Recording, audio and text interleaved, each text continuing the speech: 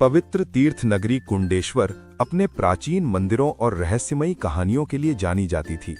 उसी नगर के बाहरी हिस्से में एक सुनसान सड़क पर राजू पंजाबी ढाबा नाम का ढाबा था। दिन में वहां भीड़ रहती, लेकिन रात होते ही आसपास सन्नाटा छा जाता। ढाबे का मालिक राजू बेहद मेहनती था, पर पैसों के मामले में बहुत कंजूस और कठोर दिल का। वो बचा हुआ खाना कभी किसी को नहीं देता था। उसका मानना था कि मुफ्तखोरी से लोग बिगड़ते हैं। रहस्यमयी रात की शुरुआत। एक अमावस्या की रात, जब हवा में अजीब सी ठंडक थी, एक काला कंबल ओढ़े आदमी ढाबे पर आया। उसका चेहरा साफ दिखाई नहीं दे रहा था। उसने धीमी आवाज में कहा, मालिक, बहुत भूखा हूं, थोड़ा खाना दे दो। राजू चिढ़ गया। चलो चलो, यहां भीख नहीं मिलती।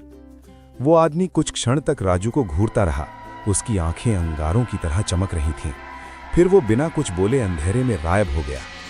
उस रात ढाबा बंद करते समय राजू को लगा जैसे रसोई से किसी के चलने की आवाज आ रही हो। उसने सोचा शायद बिल्ली होगी, लेकिन जब उसने अंदर जाकर देखा तो सारे बर्तन जमीन पर बिखरे पड़े थे। डर का बढ़ता साया। अगले दिन से अजीब घटनाएं शुरू हो गई। ग्राहकों की थाली में खाना अपने आप सड़ने लगता। तंदूर बिना आग के जल उठता। रात में किसी के रोने की आवाज आती, भूख भूख। एक दिन एक ट्रक ड्राइवर ने खाना ऑर्डर किया। जैसे ही उसने पहला कौर मुंह में डाला, उसे स्वाद खून जैसा लगा। उसने प्लेट फेंक दी और चिल्लाते हुए भाग गया। धीरे धीरे ढाबे की बदनामी फैल गई। लोग कहने लगे कि वहां कोई भूखी आत्मा भटकती है। खौफनाक खुलासा। एक रात राजू ने हिम्मत कर ढाबे में अकेले रुकने का फैसला किया। आधी रात को अचानक दरवाजे अपने आप बंद हो गए। पंखे तेज घूमने लगे। दीवारों पर परछाइयां नाचने लगीं। तभी वही काले कंबल वाला आदमी उसके सामने प्रकट हुआ। इस बार उसका चेहरा साफ दिखाई दे रहा था। आंखें धसी हुईं, चेहरा कंकाल जैसा। वो गहरी आवाज में बोला, याद है मुझे, जिस रात तूने मुझे भूखा भगाया था, उसी रात मैं सड़क किनारे मर गया। मेरी भूख मुझे चैन से मरने नहीं दे रही।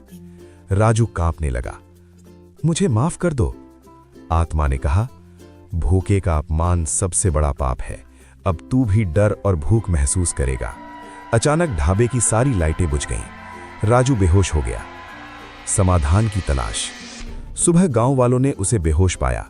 वो कांपते हुए सबको रात की घटना बताने लगा। लोग उसे लेकर तांत्रिक भैरवनाथ बाबा के पास गए। बाबा ने ध्यान लगाकर कहा, ये आत्मा भूख से मरी है। इसे शांति तभी मिलेगी जब तुम सच्चे मन से प्रायश्चित करोगे। बाबा ने ढाबे में हवन कराया। गंगा जल छिड़का गया। मंत्रों की गूंज से माहौल भारी हो गया। अचानक हवा का तेज झोंका आया और ढाबे की दीवार पर काले धुएं का एक साया उभरा, फिर धीरे धीरे गायब हो गया। परिवर्तन।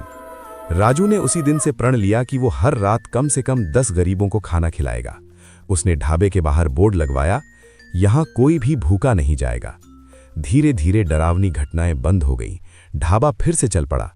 लेकिन लोग आज भी कहते हैं कि अमावस्या की रात, जब हवा में सन्नाटा होता है, ढाबे के पीछे से धीमी आवाज सुनाई देती है, भूखे को खाना देना मत भूलना।